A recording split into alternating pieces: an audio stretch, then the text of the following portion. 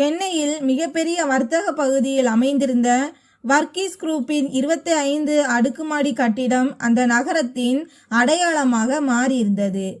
கண்ணாடியில் மின்னிய அந்த கட்டிடத்தில் ஆயிரக்கணக்கான ஊழியர்கள் பணிபுரிந்தனர். ஒவ்வொரு ஆண்டும் அங்கு வேலை பெறுவதற்காக நாடு முழுவதிலும் இருந்து இளைஞர்கள் வந்தனர். அன்று காலை கம்பெனியின் பிரதான அரங்கில் சுமார் 300 விண்ணப்பதாரர்கள் அமர்ந்திருந்தனர். ஒருவரிடம் வெளிநாட்டு பல்கலைக்கழக பட்டம் இருந்தது. ஒருவரிடம் பல வருட அனுபவம் இருந்தது. மற்றொருவரோ தனது சிறப்பான ரெஸ்யூமை நம்பி மிகுந்த நம்பிக்கையுடன் இருந்தார். இன்று கம்பெனியில் மேனேஜ்மெண்ட் ட்ரெயினி மற்றும் ஜூனியர் ஆபீசர் பணிகளுக்கான நேர்காணல் நடைபெறவிருந்தது. கம்பெனியின் தலைமை நிர்வாக அதிகாரி மைக்கேல் இன்னும் சிறிது நேரத்தில் வந்து தங்களை நேர்காணல் செய்வார் என்று அனைத்து விண்ணப்பதாரர்களும் எதிர்பார்த்து கொண்டிருந்தனர். மைக்கேலுக்கு 33 வயதுதான். ஆனால் தனது கடின உழைப்பு மற்றும் விரைவான முடிவுகளின் காரணமாக வர்க்கீஸ் குரூப் கம்பெனியை நாட்டின் முன்னணி கம்பெனிகளில் ஒன்றாக அவர் உயர்த்தியிருந்தார். மக்கள் அவரது திறமையை பாராட்டினர். ஆனால் அவரை பற்றி ஒரு விஷயம் மிகவும் பிரபலமாக இருந்தது. அவர் ஒரு மனிதனை அவரது பதவியால் அல்ல, அவரது நடத்தையால் தான் எடை போடுவார். சுமார் 10 மணிக்கு அரங்கின் கதவு திறந்தது. மைக்கேல் உள்ளே வந்தார். அவர் விலையுயர்ந்த ஆனால் எளிமையாக தோன்றும் நீல நிற சூட் அணிந்திருந்தார். அவருடன் கம்பெனியின் மனிதவள தலைவர் மற்றும் சில உயர் அதிகாரிகளும் இருந்தனர். விண்ணப்பதாரர்கள் நிமிர்ந்து உட்கார்ந்தனர். மைக்கேல் மேடைக்கு வந்து சில நொடிகள் அனைவரையும் பார்த்தார். பின்னர் அவர், இன்று நீங்கள் அனைவரும் உங்கள் பட்டத்தை காட்ட இங்கு வந்துள்ளீர்கள். ஆனால் நான் உங்களுக்கு ஒரு விஷயத்தை முதலிலேயே சொல்லிவிட விரும்புகிறேன் என்றார். அரங்கம் முழுவதும் அமைதியானது. எனக்கு பட்டம் தேவையில்லை, நல்ல மனமுள்ள ஊழியரை தேவை. மக்கள் ஒருவரை ஒருவர் பார்த்து கொண்டனர். மைக்கேல் தொடர்ந்து, உங்கள் பட்டம் உங்கள் அறிவை நிரூபிக்கலாம், ஆனால் உங்கள் நடத்தை தான் உங்கள் குணத்தை நிரூபிக்கும். எனவே இன்று உங்கள் நேர்காணல் இந்த அறையில் மட்டும் நடக்காது என்றார். ஒரு விண்ணப்பதாரர், ஐயா, அப்படியானால் நேர்காணல் எங்கு நடக்கும் என்று கேட்டார். மைக்கேல் லேசாக புன்னகைத்தார். யாரும் உங்களை பார்க்கவில்லை என்று நீங்கள் எங்கு நினைக்கிறீர்களோ அங்கே நடக்கும் என்று கூறிவிட்டு மேடையை விட்டு இறங்கினார்.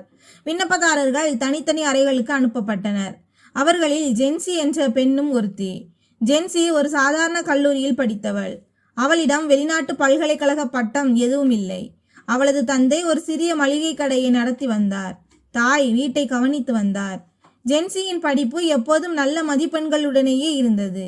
ஆனால் குடும்பத்தின் பொருளாதார நிலை அவ்வளவு வலுவாக இல்லை. நேர்காணலுக்கு புறப்படும் போது தாய் அவளிடம், மகளே, வேலை கிடைத்தால் நல்லது, கிடைக்காவிட்டாலும் மனதை தளரவிடாதே என்றார். ஜென்சி புன்னகையுடன், அம்மா, நான் வேலைக்காக பிச்சை கேட்கப் போகவில்லை, என் திறமையை வெளிப்படுத்த போகிறேன் என்றாள். அடுத்த சில நிமிடங்களில் தன் வாழ்க்கையே மாறப்போகிறது என்பது அவளுக்கு தெரியாது. நேர்காணலுக்கு முன்பு ஜென்சி கம்பெனியின் வரவேற்பறையில் அமர்ந்திருந்தாள். அப்போது வெளியிலிருந்து ஒரு குரல் கேட்டது. மகனே, எனக்கு யாராவது உதவ முடியுமா? கம்பெனியின் நுழைவு வாயில் அருகே ஒரு முதியவர் தவிப்புடன் இருப்பதை ஜென்சி பார்த்தாள். அவரது கையில் மருத்துவமனை ரசீது இருந்தது. பல விண்ணப்பதாரர்கள் அவரை கடந்து சென்றனர். சிலர் அவரை திரும்பி பார்க்க கூட இல்லை. அந்த முதியவர் ஒரு இளைஞனிடம், மகனே, மருத்துவமனைக்கு செல்ல வேண்டும், என்னிடம் பணம் குறைவாக உள்ளது என்றார். அந்த இளைஞன், பெரியவரே, எங்களுக்கு நேர்காணலுக்கு நேரமாகிறது என்று பதிலளித்தான். ஜென்சி உடனே தனது இருக்கையிலிருந்து எழுந்தாள். அவள் அந்த முதியவரிடம் சென்று, என்னாச்சு என்று கேட்டாள். அந்த முதியவர் மருந்து சீட்டை காட்டி, மகளே, மருந்து மிகவும் முக்கியம், ஆனால் பணம் குறைவாக உள்ளது என்றார். ஜென்சி தன் பையை திறந்தாள். அதில் நேர்காணலுக்காக சேமித்து வைத்திருந்த கொஞ்சம் பணம் இருந்தது. அவள் அந்த பணம் முழுவதையும் அந்த முதியவரிடம் கொடுத்தாள். முதியவர், மகளே, நீயே நேர்காணலுக்கு வந்திருக்கிறாய் என்றார். ஜென்சி புன்னகைத்து, உங்கள் மருந்து இதைவிட முக்கியமானது என்றாள். அதே நேரத்தில் கம்பெனியின் ஓர் அறையில் அமர்ந்திருந்த மைக்கேல் சிசிடிவி திரையில் இந்த காட்சியை பார்த்து கொண்டிருந்தான். அவன் திரையை அணைத்துவிட்டு மெதுவாக, முதல் தேர்வு தொடங்கிவிட்டது என்றான். ஆனால் இது வெறும் தொடக்கம்தான் என்பது ஜென்சிக்கு அப்போது தெரியாது. முதியவருக்கு பணம் கொடுத்த பிறகு அவள் மீண்டும் வரவேற்பறைக்கு வந்தாள். சில விண்ணப்பதாரர்கள் அவளை பார்த்து சிரிக்க தொடங்கினர். ஒரு பெண் தன் தோழியிடம், மக்கள் எப்படி இருக்கிறார்கள் பாரு, வேலைக்கான நேர்காணல் நேரத்தில் தன் பணத்தை பகிர்ந்தளித்து கொண்டிருக்கிறாள் என்றாள். ஜென்சி அவர்கள் பேசியதை கேட்டாள். ஆனால் அவள் எந்த பதிலும் சொல்லவில்லை. அமைதியாக அமர்ந்தாள். சிறிது நேரம் கழித்து மனிதவள அதிகாரி அனைத்து விண்ணப்பதாரர்களையும் 2வது தளத்திற்கு அனுப்பினார். அங்கே ஒரு நீண்ட நடைபாதை இருந்தது. விண்ணப்பதாரர்கள் அனைவரிடமும் தயவு செய்து உங்கள் ஆவணங்களை எடுத்துக்கொண்டு இந்த நடைபாதையின் முடிவில் உள்ள அறைக்கு செல்லவும் என்று கூறப்பட்டது. விண்ணப்பதாரர்கள் முன்னோக்கி செல்ல தொடங்கினர். அப்போது நடைபாதையின் நடுவே தரையை துடைத்து கொண்டிருந்த ஒரு துப்புரவு பணியாளர் திடீரென வழுக்கி விழுந்தார். அவர் கையில் இருந்த தண்ணீர் பக்கெட் கீழே விழுந்து அவரது உடைகள் நனைந்தன. சில விண்ணப்பதாரர்கள் எரிச்சலடைந்து, ஏன் வழியை மறித்து கொண்டிருக்கிறாய் என்றனர். ஓர் இளைஞன், நாங்கள் நேர்காணலுக்கு செல்ல வேண்டும், இங்கே துப்புரவு நாடகத்தை பார்க்க வரவில்லை என்றான். துப்புரவு பணியாளர் அமைதியாக தண்ணீரை துடைக்க தொடங்கினார். சென்சி அவரிடம் சென்று, நீங்கள் நலமாக இருக்கிறீர்களா என்று கேட்டாள். அவர் ஆம் மேடம் என்றார். சென்சி தன் கைக்குட்டையை எடுத்து அவரது கையில் பட்டிருந்த லேசான காயத்தை துடைத்தாள். பிறகு அவள், நீங்கள் முதலில் அமருங்கள், நான் தண்ணீரை துடைக்க உதவுகிறேன் என்றாள். துப்புரவு பணியாளர், ஆனால் உங்கள் நேர்காணல் என்றார். சென்சி புன்னகைத்து, நேர்காணல் 5 நிமிடம் தாமதமானால் ஒன்றும் குடிமுழுகி போய்விடாது, ஆனால் காயம் பட்டிருக்கும் போது அதை கவனிப்பதுதான் இப்போது முக்கியம் என்றாள்.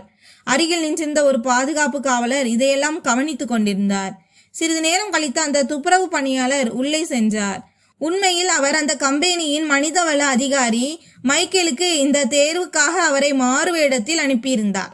அங்கே 3வது தேர்வு தொடங்கியது. அனைத்து விண்ணப்பதாரர்களும் ஒரு அறையில் அமர வைக்கப்பட்டனர். மேஜை மீது ஒரு விலையுயர்ந்த கைபேசி வைக்கப்பட்டிருந்தது. மனிதவள அதிகாரி, யாருக்காவது இந்த போன் கிடைத்தால் வரவேற்பறையில் ஒப்படைத்து விடுங்கள் என்று கூறினார். சிறிது நேரம் வரை யாரும் அந்த போனை தொடவில்லை. பிறகு ஒரு விண்ணப்பதாரர் சமயம் பார்த்து அந்த போனை எடுத்துக்கொண்டார். அவர் அதை தன் பாக்கெட்டில் வைக்க தொடங்கினார். ஜென்சி அதை பார்த்து விட்டாள். அவள் மெதுவாக, சகோதரரே, ஒருவேளை இது உங்கள் போன் இல்லை என்று நினைக்கிறேன் என்றாள். அந்த இளைஞன் கோபத்துடன், உங்களுக்கு என்ன பிரச்சனை என்றான். இது உங்களுடையது என்றால் பரவாயில்லை, இல்லை என்றால் இதை அங்கே ஒப்படைத்து விடுங்கள் என்றாள். அந்த இளைஞன் சிரித்துக்கொண்டே, உங்களுக்கு இங்கே வேலை செய்ய ஆசையா, இல்லை அடுத்தவர்களை உளவு பார்க்க ஆசையா என்றான். ஜென்சி அமைதியான குரலில், வேலை கிடைத்தாலும் கிடைக்காவிட்டாலும் தவறான ஒன்றை பார்த்துவிட்டு அமைதியாக இருப்பது எனக்கு சரியென தோன்றவில்லை என்றாள். அப்போது அறையின் கதவு திறந்தது. மைக்கேல் உள்ளே வந்தார். விண்ணப்பதாரர்கள் அனைவரும் எழுந்து நின்றனர். மைக்கேல் அந்த இளைஞனை பார்த்து, போனை என்னிடம் கொடுங்கள் என்றார். அந்த இளைஞனின் முகம் வெளிரி போனது. அவன் போனை எடுத்து மைக்கேலிடம் கொடுத்தான். மைக்கேல், நீங்கள் நேர்காணலுக்கு வந்தீர்கள், ஆனால் இன்று உங்களை பற்றிய தீர்ப்பை நீங்களே கூறிவிட்டீர்கள் என்றார். அந்த இளைஞன் வெளியேற்றப்பட்டான்.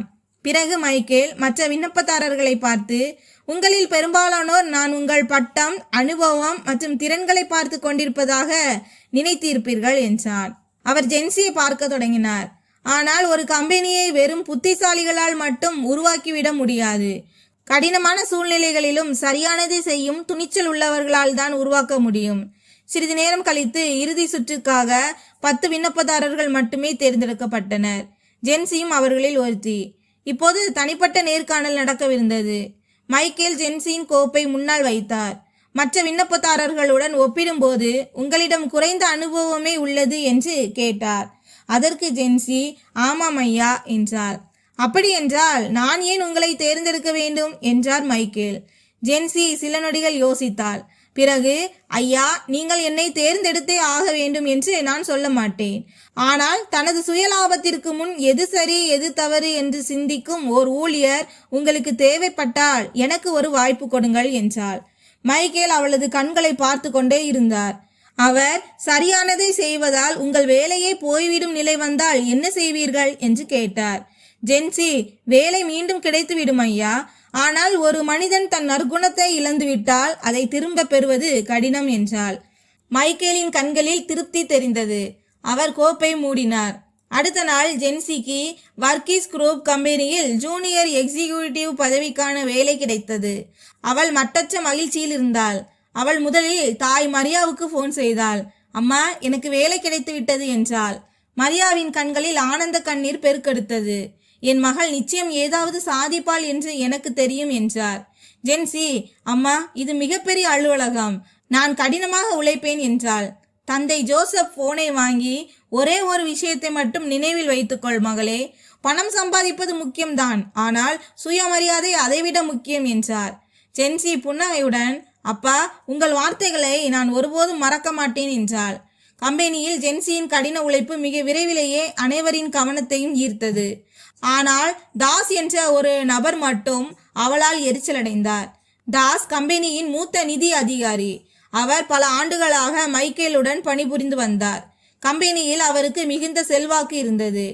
ஜென்சி எந்தவித பயமும் இன்றி நேரடியாக கேள்விகள் கேட்டதால் அவருக்கு அவளை பிடிக்கவில்லை. ஒரு நாள் நிதித்துறையின் சில கோப்புகளை ஜென்சி தயாரித்து கொண்டிருந்தாள். கம்பெனியின் கணக்கிலிருந்து கோடிக்கணக்கான ரூபாய் வெவ்வேறு சிறிய கம்பெனிகளுக்கு அனுப்பப்பட்டிருப்பதை அவள் கவனித்தாள். ஆரம்பத்தில் இது வழக்கமான வணிக பரிவர்த்தனை என்றுதான் அவள் நினைத்தாள். ஆனால் ஆவணங்களை உன்னிப்பாக கவனித்த போது அவளுக்கு ஏதோ விசித்திரமாக தோன்றியது. பல கம்பெனிகளின் முகவரிகள் ஒரே மாதிரியாக இருந்தன. சிலவற்றின் இயக்குநர்கள் ஒரே குடும்பத்தைச் சேர்ந்தவர்களாக இருந்தனர். ஜென்சிக்கு சந்தேகம் வந்தது. அவள் பண பரிவர்த்தனை பட்டியலை மீண்டும் சரிபார்த்தாள். கடந்த 6 மாதங்களில் சுமார் 20 கோடி ரூபாய் இதுபோன்ற கணக்குகளுக்கு அனுப்பப்பட்டிருந்தது. ஜென்சி நேரடியாக தாஸிடம் சென்றாள். ஐயா, இந்த பரிவர்த்தனைகளை பற்றி எனக்கு ஒன்றும் புரியவில்லை என்றாள். தாஸ் அந்த கோப்பை பார்த்தார். சில நொடிகள் அவரது முகம் மாறியது. ஆனால் உடனே தன்னை சுதாரித்து கொண்டார். நீ புதிதாக வந்திருக்கிறாய் ஜென்சி. கம்பெனியின் பெரிய நிதி விவகாரங்களை புரிந்து கொள்ள உனக்கு நேரம் எடுக்கும் என்றார். ஆனால் ஜென்சி, ஐயா, இந்த கம்பெனியின் முகவரிகள் எல்லாம் ஒரே மாதிரியாக இருக்கின்றனவே என்றாள். தாஸ் கண்டிப்பான குரலில், நான் சொன்னேன் அல்லவா, இதை பார்ப்பது என் வேலை, நீ உன் வேலையை மட்டும் பார் என்றார். ஜென்சி அமைதியானாள். ஆனால் அவளுக்கு திருப்தி ஏற்படவில்லை. அவள் அந்த பதிவுகளின் நகல்களை பாதுகாப்பாக எடுத்து வைத்து கொண்டாள். சில நாட்கள் கழித்து அவளுக்கு மற்றொரு ஆவணம் கிடைத்தது. அதில் ஒரு போலி கம்பெனிக்கு 10 கோடி ரூபாய் செலுத்தியதாக காட்டப்பட்டிருந்தது. விவகாரம் மிகவும் தீவிரமானது என்பதை ஜென்சி உணர்ந்து கொண்டாள். அன்று இரவு அலுவலகத்தை விட்டு வெளியேறும்போது வாகன நிறுத்துமிடத்தில் ஒரு அடையாளம் தெரியாத நபர் அவளை எதிர்கொண்டார். அவர், நீ அளவுக்கு அதிகமாக கேள்வி கேட்கிறாய் என்றார். ஜென்சி நின்றாள். நீங்கள் யார்? அந்த நபர், எவ்வளவு தெரிந்து கொள்ள வேண்டுமோ அதற்கு மேல் தெரிந்து கொள்ள முயற்சிக்காதே என்றார். ஜென்சி பயந்தாள். ஆனாலும் தன் துணிச்சலை விடவில்லை. வீட்டுக்கு வந்ததும் தாய் தந்தையிடம் நடந்த அனைத்தையும் கூறினாள். மரியா பதறி போனாள். மகளே, பிரச்சனை இவ்வளவு பெரிதாக இருந்தால் வேலையை விட்டுவிடு என்றார். ஜோசப்பும், எங்களுக்கு உன் உயிரை விட பெரிதாக எதுவும் தேவையில்லை என்றார். ஜென்சி சிறிது நேரம் அமைதியாக இருந்தாள். பிறகு, அப்பா, நான் பயந்து அமைதியாகிவிட்டால் யாருடைய உழைப்பின் பணத்தை யாரோ திருடுகிறார்களோ அந்த ஊழியர்களின் நிலை என்ன ஆவது என்றாள். ஜோசப் தன் மகளை பார்த்தார். அவருக்கு தன் மகள் மீது பெருமை உண்டானது. எது சரின்னு தோணுதோ அதையே செய், ஆனால் எச்சரிக்கையாக இரு என்றார். அடுத்த நாள் ஜென்சி அனைத்து ஆவணங்களையும் எடுத்துக்கொண்டு தலைமை நிர்வாக அதிகாரி மைக்கேலின் அலுவலகத்திற்கு செல்ல முடிவு செய்தாள். ஆனால் அங்கே சென்றதும் மைக்கேல் வெளியூர் சென்றிருப்பது அவளுக்கு தெரிய வந்தது.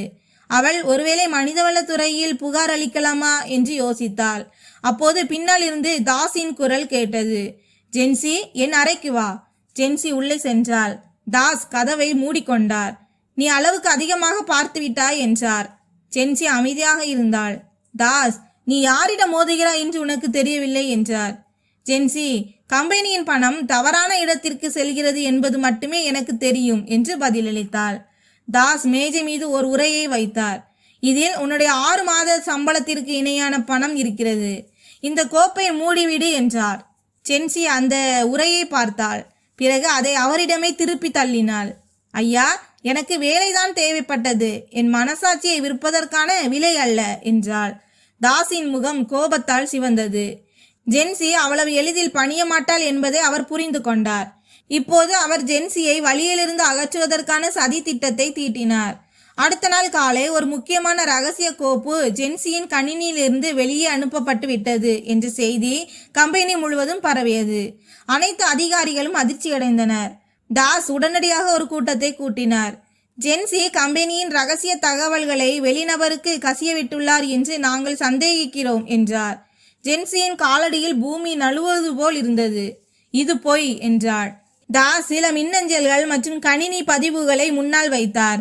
எல்லா ஆதாரங்களும் உன் கணினியிலிருந்துதான் அனுப்பப்பட்டதாக காட்டுகின்றன. பல ஊழியர்கள் ஜென்சியை சந்தேக கண்ணோடு பார்க்க தொடங்கினர். மனிதவளத்துறை அவளை தற்காலிகமாக பணி நீக்கம் செய்ய உத்தரவிட்டது. ஜென்சியின் கண்களில் கண்ணீர் பெருக்கெடுத்தது. ஆனாலும் அவள் நம்பிக்கையை கைவிடவில்லை. அவள் வீடு போய் சேர்ந்தாள். தாய் மரியா மகளின் முகத்தை பார்த்தாள். உடனே ஏதோ விபரீதம் நடந்துள்ளது என்பதை புரிந்து கொண்டார். என்ன ஆச்சுமா என்று கேட்டார். ஜென்சி அழுது கொண்டே, அம்மா, நான் எந்த தப்பும் செய்யவில்லை, ஆனால் எல்லோரும் என்னைத்தான் தப்பாக நினைக்கிறார்கள் என்றாள். ஜோசப் தன் மகளின் தோளில் கை வைத்து, உண்மை வெளிவர நேரம் எடுக்கலாம் மகளே, ஆனால் உண்மை ஒருபோதும் மாறாது என்றார். அன்று இரவே ஜென்சி தனது பழைய லேப்டாப்பில் கம்பெனியின் சில காப்பு பதிவுகளை தேடத் தொடங்கினாள். அவளுக்கு ஒரு கோப்பு கிடைத்தது. அதில் அன்றைய நாளின் செயல்பாடுகளின் முழு பதிவும் இருந்தது. அதன் மூலம் அவளது கணினியிலிருந்து கோப்பு அனுப்பப்பட்டதாக கூறப்பட்ட அந்த நேரத்தில் அவள் தனது துறையிலேயே இல்லை என்பது தெரிய வந்தது. ஆனால் மிகப்பெரிய ஆதாரம் இன்னமும் மீதம் இருந்தது. சிசிடிவி பதிவில் தாஸுக்கு நெருக்கமான ஒரு ஊழியர் ஜென்சி இல்லாத நேரத்தில் அவளது கணினியில் அமர்ந்து வேலை செய்வது பதிவாகி இருந்தது. ஜென்சி அந்த வீடியோவை பாதுகாப்பாக சேமித்து வைத்து கொண்டாள். ஆனால் அவள் நேரடியாக கம்பெனிக்கு சென்றால் தாஸ் ஆதாரங்களை அழித்து விடுவாரோ என்ற பயமும் அவளுக்கு இருந்தது. அதே நேரத்தில் அவளது போனுக்கு ஒரு செய்தி வந்தது. நாளை காலை 10 மணிக்கு பழைய மாநாட்டு அறைக்கு வா, தனியாக. ஜென்சிக்கு பயம் தொற்றிக் கொண்டது. அடுத்த நாள் அவள் அங்கே சென்றாள். அந்த அறையில் மைக்கேல் நின்று கொண்டிருந்தார். ஜென்சி அவரை பார்த்து திகைத்து போனாள். ஐயா, நீங்கள் எப்போது திரும்பினீர்கள்? மைக்கேல் தீவிரமான குரலில், உன்னை யார் மிரட்டியது என்று கேட்டார். ஜென்சி நடந்த அனைத்தையும் கூறினாள். மைக்கேல், உன்னிடம் ஏதேனும் ஆதாரம் உள்ளதா என்று கேட்டார். ஜென்சி அந்த வீடியோவையும் ஆவணங்களையும் அவர் முன்னால் வைத்தாள். மைக்கேல் அனைத்தையும் பார்த்தார். அவரது முகத்தில் ஆத்திரம் தெளிவாக தெரிந்தது. நான் உன்னை முதல் முறை பார்த்தபோதே நீ மற்றவர்களிடமிருந்து வித்தியாசமானவள் என்பதை புரிந்து கொண்டேன். ஜென்சி அமைதியாக இருந்தாள். மைக்கேல், ஆனால் உன் மீதான தேர்வு எளிய சூழ்நிலைகளில் மட்டுமல்லாமல் கடினமான காலகட்டங்களிலும் சோதிக்கப்பட வேண்டும் என்று நான் விரும்பினேன் என்றார். ஜென்சி ஆச்சரியத்துடன், இதுவும் கூட உங்களுடைய தேர்வுதானா என்று கேட்டாள். மைக்கேல் தலையசைத்து, ஒரு பகுதி மட்டும்தான் என்றார். பின்னர் அவர், ஆனால் இப்போது இந்த விவகாரம் தேர்வுகளையும் தாண்டி சென்றுவிட்டது. கம்பெனியில் உண்மையில் மிகப்பெரிய அளவில் மோசடி நடந்து கொண்டிருக்கிறது என்றார். மைக்கேல் தனது ரகசிய விசாரணை குழுவை அழைத்தார். அவர்கள் வங்கி பதிவுகள், போலி கம்பெனிகள் மற்றும் கணினி அமைப்புகளை தீவிரமாக ஆராய்ந்தனர். சில மணி நேரங்களிலேயே உண்மை வெளிவர தொடங்கியது. தாஸ் கடந்த 3 ஆண்டுகளாக கம்பெனியின் பணத்தை போலி கம்பெனிகள் வாயிலாக வெளியே அனுப்பி கொண்டிருந்தார். அந்த மொத்த தொகை பல கோடிகளை எட்டியிருந்தது. ஆனால் கம்பெனிக்குள் தாஸிற்கு மிக வலுவான செல்வாக்கும் தொடர்புகளும் இருந்தன. அவர் இப்போதும் எளிதாக தப்பித்துவிட முடியும். எனவே மைக்கேல் ஒரு திட்டம் தீட்டினார். அடுத்த நாள் கம்பெனியின் ஒட்டுமொத்த இயக்குநர்கள் குழுவின் முன்னிலையில் ஒரு சிறப்பு கூட்டம் ஏற்பாடு செய்யப்பட்டது. தாஸும் அழைக்கப்பட்டார். ஜென்சியும் அங்கே இருக்குமாறு அறிவுறுத்தப்பட்டாள். மைக்கேல் ஜென்சியிடம், நாளை இந்த கம்பெனியில் பட்டம் மற்றும் பதவி பெரிதா அல்லது நேர்மை பெரிதா என்ற தீர்ப்பு கிடைக்கும் என்றார். ஜென்சி உறுதியுடன், ஐயா, உண்மை வெளிவர வேண்டும் என்பது மட்டுமே என் விருப்பம் என்றாள். மைக்கேல் புன்னகைத்து, நாளை உண்மை நிச்சயம் வெளிவரும் என்றார். அடுத்த நாள் வர்க்கீஸ் குரூப்பின் பிரதான கூட்ட அரங்கில் கம்பெனியின் அனைத்து உயர் அதிகாரிகளும் கூடியிருந்தனர். தனக்கு எதிராக எந்த ஒரு வலுவான ஆதாரமும் இல்லை என்ற நம்பிக்கையில் தாஸும் முழு தன்னம்பிக்கையுடன் அமர்ந்திருந்தார். சிறிது நேரம் கழித்து மைக்கேல் உள்ளே வந்தார். அவரது கையில் ஒரு கோப்பு இருந்தது. அவர் எதுவும் பேசாமல் திரையை ஆன் செய்தார். முதல் திரையில் கம்பெனியின் வங்கி பரிவர்த்தனைகள் தெரிய தொடங்கின. பின்னர் போலி கம்பெனிகளின் பட்டியல் வெளியானது. தாஸின் முகத்தில் நிறம் மாறத் தொடங்கியது. மைக்கேல் கடந்த 3 ஆண்டுகளில் கம்பெனியிலிருந்து கோடிக்கணக்கான ரூபாய் எந்தவித உண்மையான தொழிலும் இல்லாத கம்பெனிகளுக்கு அனுப்பப்பட்டுள்ளது என்றார். தாஸ் உடனே, ஐயா, இது கணக்கியலில் ஏற்பட்ட தவறாக இருக்கலாம் என்றார். மைக்கேல் அவரை பார்த்து, அப்படியானால் இதையும் கூட தவறு என்று சொல்வீர்களா என்றார். திரையில் சிசிடிவி காட்சிகள் ஓடத் தொடங்கின. அதில் தாஸின் நெருங்கிய ஊழியர் ஜென்சியின் கணினியிலிருந்து கோப்புகளை நகல் எடுப்பது தெளிவாக தெரிந்தது. அறையில் அமர்ந்திருந்த அனைவரும் திகைத்து போயினர். தாஸின் குரல் நடுங்க தொடங்கியது. ஐயா, எனக்கு இதை பற்றி எதுவும் தெரியாது. மைக்கேல், அப்படியானால் இந்த ஆடியோ பதிவுக்கு என்ன பதில் என்றார். அதைத் தொடர்ந்து வங்கி பரிவர்த்தனைகள் மற்றும் தொலைபேசி அழைப்பு பதிவுகளும் முன்வைக்கப்பட்டன. அனைத்து தடயங்களும் கச்சிதமாக பொருந்தியிருந்தன. தாஸிற்கு தப்பிக்க எந்த வழியும் இருக்கவில்லை. புலனாய்வு அமைப்பு அழைக்கப்பட்டு தாஸ் உடனடியாக காவலில் எடுக்கப்பட்டார். ஆனால் கூட்டம் இத்துடன் முடியவில்லை. மைக்கேல் அனைத்து ஊழியர்களையும் பிரதான அரங்கிற்கு அழைத்தார். ஆயிரக்கணக்கான ஊழியர்கள் அங்கு திரண்டனர். மைக்கேல் மேடைக்கு வந்தார். அவர், சில மாதங்களுக்கு முன்பு எனக்கு பட்டம் தேவையில்லை, நல்ல மனமுள்ள ஊழியரை தேவை என்று கூறியிருந்தேன் என்றார். பின்னர் அவர் ஜென்சியை மேடைக்கு அழைத்தார். ஜென்சி மெதுவாக மேடைக்கு வந்தாள். மைக்கேல், இன்று நான் ஜென்சிக்கு ஏன் வேலை கொடுத்தேன் என்பதை உங்களுக்கு சொல்ல விரும்புகிறேன் என்றார். அன்று ஜென்சி முதியவருக்கு தனது நேர்காணல் பணத்தை கொடுக்கும் சிசிடிவி பதிவை அவர் திரையிட்டு காட்டினார். பிறகு துப்புரவு பணியாளருக்கு உதவிய வீடியோ காட்டப்பட்டது. பின்னர் கைபேசி தொடர்பான சம்பவம் காண்பிக்கப்பட்டது. அரங்கம் முழுவதும் கரவொலியால் அதிர்ந்தது. மைக்கேல், இந்த 3 தருணங்களிலும் தன்னை யாரோ கவனித்துக் கொண்டிருக்கிறார்கள் என்பது ஜென்சிக்கு தெரியாது. அதுவே அவளது உண்மையான தேர்வு என்றார். ஜென்சியின் கண்களில் ஆனந்த கண்ணீர் வழிந்தது. மைக்கேல் தொடர்ந்து, தங்களுக்கு பாராட்டும் பரிசும் கொடுக்க யாரும் இல்லாத போதும் சரியானதை செய்யும் மனிதர்களே இந்த கம்பெனிக்கு தேவை. பிறகு அவர் ஒரு முக்கிய அறிவிப்பை வெளியிட்டார். இன்றிலிருந்து வர்க்கீஸ் குரூப்பில் ஊழியர்களின் பதவி உயர்வு வெறும் பட்டம் மற்றும் அனுபவத்தின் அடிப்படையில் மட்டுமே இருக்காது. நேர்மை, தலைமை பண்பு, சக ஊழியருக்கான மரியாதை மற்றும் மனிதநேயம் ஆகியவற்றிற்கும் சமமான முக்கியத்துவம் அளிக்கப்படும். அத்துடன் ஏழை ஊழியர்களின் குழந்தைகளின் கல்விக்காக ஒரு நிதி திட்டத்தை கம்பெனி தொடங்கியது. துப்புரவு பணியாளர்கள் மற்றும் கீழ்மட்ட பணிகளில் உள்ள ஊழியர்களின் சம்பளம் உயர்த்தப்பட்டது. ஜென்சியின் கடின உழைப்பு மற்றும் துணிச்சலுக்காக அவளுக்கு நெறிமுறைகள் மற்றும் பணியாளர் நலத்துறையின் தலைமை பொறுப்பு வழங்கப்பட்டது. நிகழ்ச்சி முடிந்ததும் ஜென்சி மைக்கேலிடம் சென்றாள். ஐயா, என் மீது இவ்வளவு நம்பிக்கை வைத்தது ஏன்? மைக்கேல் புன்னகைத்தார். ஏனென்றால் உன்னை யாரும் பார்க்கவில்லை என்று நீ நினைத்த அந்த நாளிலும் நீ சரியானதையே செய்தாய். ஜென்சி, ஆனால் ஐயா, அன்று நான் ஒரு மனிதராக என் கடமையைத்தான் செய்தேன் என்றாள். மைக்கேல், ஒரு கம்பெனி வெற்றிகரமாக இயங்க முதலில் நல்ல மனிதராக இருக்க வேண்டும் என்பதுதான் இன்று உண்மையாகி உள்ளது என்று பதிலளித்தார். அன்று மாலையே ஜென்சி வீட்டிற்கு சென்றாள். தாய் தந்தையிடம் நடந்த அனைத்தையும் கூறினாள்.